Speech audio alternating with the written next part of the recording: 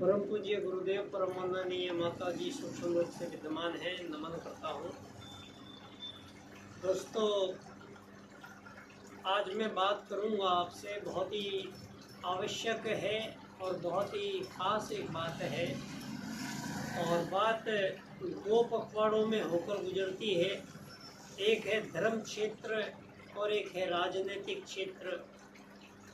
इन दोनों क्षेत्रों की बातें अलग अलग, दो लोगों की बातें हैं, लेकिन बात दोनों की एक ही बिंदु पर आकर टिकती है। उस बिंदु की मैं आज चर्चा करूंगा, जिस बिंदु की आवश्यकता आज सारे संसार को आन पड़ी है। दोस्तों, आज हम सब लोग जानते हैं, आज हम भारत में हम लोग रह रहे हैं और हमारा भारत की हमने बचपन से जो सुना है, जाना है भारत के बारे में, वो बहुत ही कम जाना है हमने। और जो स्थितियाँ आज हमें दिखाई दे रही हैं वो इतनी भयावह है कि हमारा अतीत काल जो है, हमारा भूतकाल जो है, वो एक तरीके से बिल्कुल हम लोगों से उसको दूर कर दिया गया है और उसके बारे में कोई चर्चा नहीं होती है। तो चर्चा यहाँ मैं दो पखवाड़ों की करूँगा आपसे। एक क्षेत्र हमारा है राजनीतिक क्षेत्र और एक क्षेत्र हमारा है धार्मिक क्षेत्र। क्योंकि ये मेरा सौभाग्य भी रहा है, परम पूज्य गुरुदेव के रूप में धर्म क्षेत्र से मेरा परिचय हुआ और पंडित दीनदयाल उपाध्याय जी के लिए गुरुजी ने मुझे आज्ञा दी। तो पिछले 25 वर्ष से मैं पंडित दीनदयाल उपाध्याय जी की जन्मस्थली, यहाँ धानक्या स्टेशन, जयपुर, राजस्थान, मैं आप सब लोगों से रूबरू हूँ। अच्छा डॉक्टर मेरा नाम रख दिया है आप लोगों ने, और ये मेरा सौभाग्य भी है। ऐसे समय पर मैं आप सब लोगों से मिल रहा हूँ जिस समय मुझे गुरुजी ने राजनीति में प्रवेश मुझे दिला दिया है। और फिलहाल मैं वही राजनीतिक पार्टी जो 1951 में डॉक्टर श्यामा प्रसाद मुखर्जी, पंडित दीनदयाल उपाध्याय जी और प्रोफेसर बलराज मधोक जी और वो सारा का सारा वो सनातन भारतीय हिंदू समाज, उन्होंने मिलके भारतीय जनसंघ, जब ये आज़ाद और गुलामी के खेल इन लोगों के खेले जा रहे थे विश्व में, और सारे संसार को इन लोगों ने पूंजीवादी लोकतांत्रिक पद्धति में इम्प्लीमेंटेशन सारे आज़ाद देशों को ये दिया जा रहा था, ये षड्यंत्र फैलाया जा रहा था।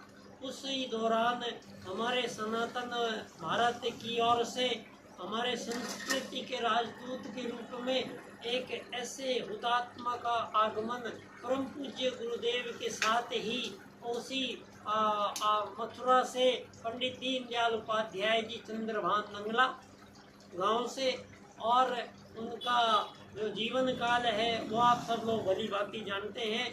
लेकिन जो आप लोग नहीं जानते हैं, सारा संसार इस बात को छुपा कर बैठ गया है कि आखिर पंडित दीनदयाल उपाध्याय जी की हत्या उनके अध्यक्ष बनने के बाद में तुरंत ही क्यों करा दी गई, और उनकी हत्या कराने के बाद फिर उस जनसंघ का क्या हुआ, वो जनसंघ कहाँ चली गई, और उसमें से निकलकर जो ये आज आपके सामने ये दोगले चेहरे जो दिखाई दे रहे हैं भाजपा के रूप में, ये आप सब लोग सारा संसार इनकी ओर देख रहा है।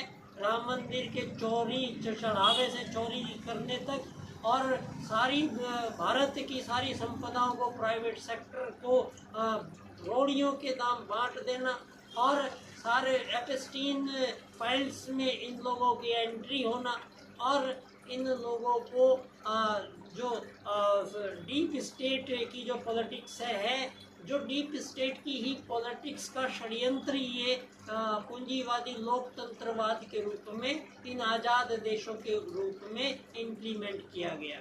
उसी समय ये पार्टिज्म की थ्योरी, एक पार्टी ये बनेगी, एक पार्टी ये बनेगी, लोग वोट देंगे, लोकतंत्र बनेगा, ये सब नया नया आया था।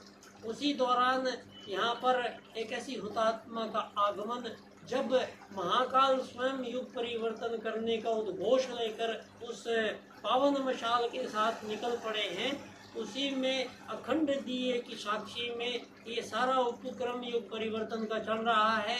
और सौभाग्य ये था भारत का कि वो अखंड दिया राजनीति में भी पंडित दीनदयाल उपाध्याय जी के रूप में, अखिल भारतीय जनसंघ के रूप में ये दिया जला। और ये जला इतना कि इसकी रोशनी से वो सारी डीप स्टेट थर्रा उठी और पंडित दीनदयाल उपाध्याय जी ने सारे विश्व में एकमात्र राजनेता जो इस पूंजीवाद का दोबारा से क्या कर सकती है दुनिया, इस पर एक चिंतन, एक पूरा चिंतन दिया अर्थायाम के रूप में। और एक ऐसी राजनीति जो चमत्कारी राजनीति, जो सारे विश्व को थर्ड वेव के रूप में जिस राजनीति की आवश्यकता है, वो राजनीति पंडित दीनदयाल उपाध्याय जी का एकात्म मानववाद का विशेष राजनीतिक सूत्र करता है। और सारे संसार में जो आज समस्याएं हैं, इन सब के पीछे है पूंजीवाद, अर्थात धन आधारित जीवन पद्धति का इम्प्लीमेंटेशन। आज से 40 साल पहले, 50 साल पहले हम गाँव में भारत में रहते थे, वहाँ पूरे गांव की इकोनॉमी अनाज के ऊपर चलती थी। कोई रुपया पैसा सोना चांदी ये सब थे, लेकिन रुपया नहीं था, पैसा नहीं था किसी के पास।